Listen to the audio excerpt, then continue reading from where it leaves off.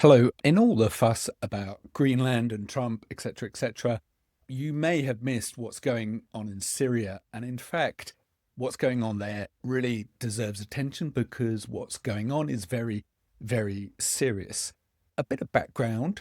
You may know that in North East Syria, for the last 12 years, there has been an extraordinary project of bottom up communalist democracy led by women, something little known, but nonetheless remarkable and worthy of protection. It has been built up in the largely Kurdish region, but it's not only Kurdish, it's also Arab, Syriac, Yazidi, etc. And it's actually a multi ethnic dispensation. And it has brought peace and stability to the Northeast for 12 years. Where am I talking about? If we have a quick look at the map over here, that's Syria there, and it's this bit up here in the northeast.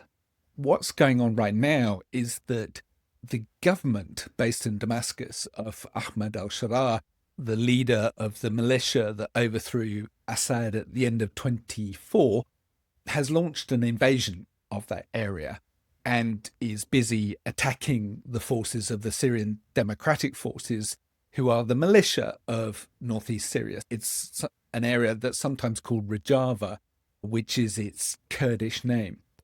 It's not entirely clear why al-Sharaa has launched this attack, but ostensibly it's to centralize the government of Syria, to bring all the areas of Syria under central control in Damascus, because the northeast has until now been run autonomously, been run separately. And it's important to note, however, that the Kurds in the area do not want to secede from Syria. They do not want complete autonomy.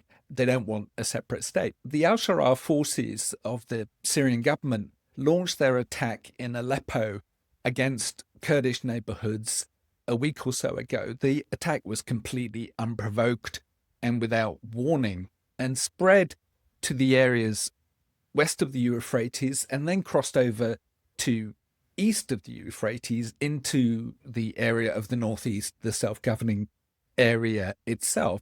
And now Sharaa's forces are threatening the towns of Kobani and Hasaka. The town of Kobani in particular has been denied electricity and water, putting the civilians in great distress. Why this matters? Well, there's a couple of reasons. First of all, the project of democracy in northeast Syria is now under grave threat. It is being destroyed before our eyes. It is a remarkable thing. I have seen it for myself. Women chair all the institutions, the courts, the communal assemblies, etc. It's genuinely multi-ethnic, where other minorities, the non-Kurdish minorities, are given prominence and a seat at the table in governing their own affairs. It's an unusual thing. Arguably, in my view, it should actually be the type of democracy, direct democracy, participatory democracy that we should introduce in this country. In many ways, it's an example to us all. But the other reason this is serious and we need to pay attention is because the SDF, the forces of the Northeast, have been fighting ISIS for the last 12 years with Allied support, particularly from the US, which has had a small number of forces on the ground, and the US Air Force overhead. Some tens of thousands of ISIS prisoners are detained in the Northeast. Those prisoners are now being overrun by the forces of the government. And as they are overrun, some prisoners are escaping. And there is a danger that many ISIS prisoners may escape, putting all of us at risk, but particularly the whole of Syria at risk of a renewed bout of the hideous extremism that ISIS practice, violent extremism that ISIS practice. Why has this happened? Well, it appears that the US has decided, the public reason is that the US has decided that the Syrian government is now its partner in fighting terrorism and not the SDF. This seems a rather odd decision given the fact that the SDF has successfully fought ISIS for the last 12 years at a loss of some 40,000 of its own troops, an extraordinary sacrifice. But what really seems to be going on is that the US priority, as elsewhere, is in fact Israel. Israel occupies a slice of southern Syria And a few days ago, totally unreported, there was an agreement between Damascus, the al-Sharaa government, and Israel, the contents of which is not clear, but my suspicion is that the agreement is to tacitly permit Israeli forces to remain in southern Syria, an occupation which is, of course, completely illegal and anathema to the government in Damascus, but I think they have been forced to accept it by the Americans. But also, in return, they have been given the green light to invade Rojava, the northeast, along with Turkey, their allies. Turkey has long sought to destroy the democratic dispensation in Rojava. It sees the SDF as part of the PKK, the Kurdish liberation movement that has fought Turkish oppression of the Kurdish people in Turkey for the last 40 years at a great cost of, above all, Kurdish life. And that seems to have been the deal. The American military has actually shown what it really thinks about the risk of the government taking over these ISIS prisons by organizing an airlift of thousands of ISIS prisoners to Iraq immediately, rather hastily, you might add, clearly demonstrating that they do not think that these prisoners would be safely detained when the Sharia government forces took over their management. The other factor is that the Sharia government forces, which involve heavy armor, infantry, etc., are themselves often composed of former extremist militias, the HTS, which Sharia used to lead and which led the overthrow of the Assad regime. But there are also other extremist groups involved, such as the Turkish-backed Syrian National Army and various individual jihadists from all over the world. These extremists have posted videos of themselves saying that their goal is the liberation of all ISIS prisoners from the northeast, as well as murdering the non-believer Kurds. They've also, of course, posted videos of the disgusting atrocities they perpetrated in the last few days, summary executions, torture of SDF fighters, and desecration of their corpses, etc., etc. This is, in fact, what we're dealing with from Damascus. You probably will have seen reported that al-Sharaa, the president of Syria, is a kind of former terrorist who has left behind his militant past to become a democratic leader of the whole of Syria.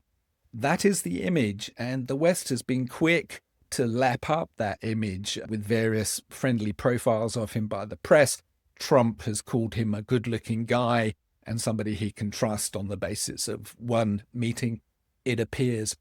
The British government, for its part, has warmly embraced Sharia as the de facto, in fact, de jure leader of Syria, despite the fact that he has never been elected, took power by force, albeit, and this is to be welcomed, overthrowing the Assad dictatorship.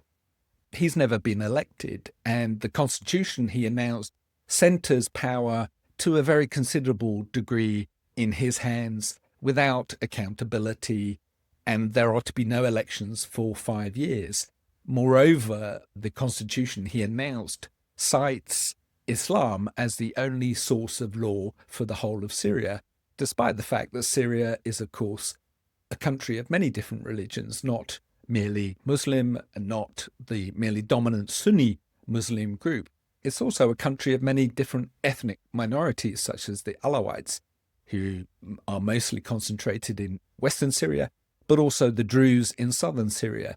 Both minority groups have endured extensive and violent attacks by extremist militias, some of whom have been part of government forces. And this has been reported and verified by international human rights organizations. They have committed massacres, summary executions, hundreds have been killed. It is perhaps no surprise that minorities in Syria have little faith that they will be kept secure and protected under this government. This is why what's going on really matters. There is very little press attention being given to this episode in Syria. And if there is attention, it's being kind of very superficially reported as clashes between Kurdish forces and government forces and the prisons being handed over to the government. It all sounds typical daily fare from the Middle East. And in a way, that's the kind of, frankly, quite racist depiction that we're used to of the Middle East, of these ethnic groups constantly at each other's throats. When in fact, something much more serious is going on, which is the invasion of a women-led democracy, a multi-ethnic democracy, by a government which is increasingly authoritarian, led by a former terrorist and associated with other militant extremist groups who are currently running rampage in the North East, killing and torturing in an atrocious manner, but also, and this is the gravest risk to everyone in the world, including the West, not just Syria, releasing ISIS prisoners. It appears in some numbers, perhaps even ultimately large numbers. This is a very serious thing. The ISIS danger has been successfully contained for some time, thanks, in fact, to the actions of the SDF with Allied support. And now those gains against ISIS are at risk of being lost. That will imperil everybody, including, of course, above all, Syria. My name is Khan Ross. I have worked on Rojava in North East Syria for some time. I'm a former British diplomat who covered the Middle East for the UK at the UN Security Council. Thank you.